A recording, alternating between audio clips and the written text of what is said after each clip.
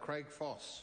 Thank you, Mr Speaker. Talking of contradictions, Mr Speaker, I'm not quite sure. The previous Speaker wants the government to borrow a whole lot more to fill up the New Zealand Super Fund, I think. So right now we're borrowing $250, $300 million a week simply to keep the lights on, Mr Speaker, and that member over there wants us to borrow $600 million a week to top up the Super Fund. I just can't work the numbers out. I'm looking forward to discussing those facts with the member as this bill moves through Select Committee, Mr Speaker, the Finance and Expenditure Committee, with that member as part of. But I just cannot understand how on one breath they're concerned about the debt under any measure, and then every time they want to spend more, and right now they want us to borrow more to put on the Super Fund to invest in New York or somewhere. Can't quite work that one out. Same with ACC. So the sage-type investment advice we're getting from these people, under whose watch they lost $10 to $12 billion last year, Mr Speaker, it's very interesting. I think we need to test it against that, Mr Speaker.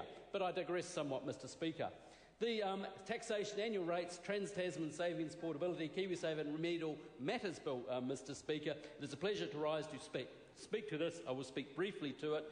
The Minister outlined the key points to it. Mr Speaker, there's just a couple of points that I'm very interested in, and I look forward to further discussions in our committee. And I think we'll have quite a few submissions on these particular points, and that's in and around providing certainty to some of the binding rulings and improvements, Mr Speaker, the ability to rule when matters are before the courts, etc., clarifying existing legislation and intent, because it's been an ongoing issue of the professional sector, Mr Speaker, who have been concerned about the uncertainty, I guess, and the bottlenecks as disputes procedure in New Zealand taxation law, and they do seem to look enviously across the Tasman, where they do seem to have that nailed down in a much better way than we are. Having said that, I'm looking forward to many submissions on that particular clause, a part of the bill at least, Mr Speaker, when it comes before Select Committee, Finance and Expenditure, after first reading, Mr Speaker. It does remove, finally, one of the two barriers to New Zealanders coming home, the 500,000 odd New Zealanders now living in Australia. Sadly, many of them will now be permanently there.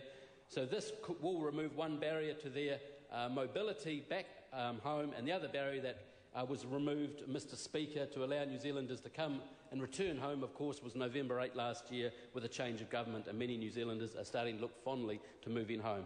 I look forward to debating this bill further in the House, Mr Speaker. Thank you, Mr Speaker. Stuart Nash. I find it astounding that Mr Foss actually believes the vast majority, or a lot of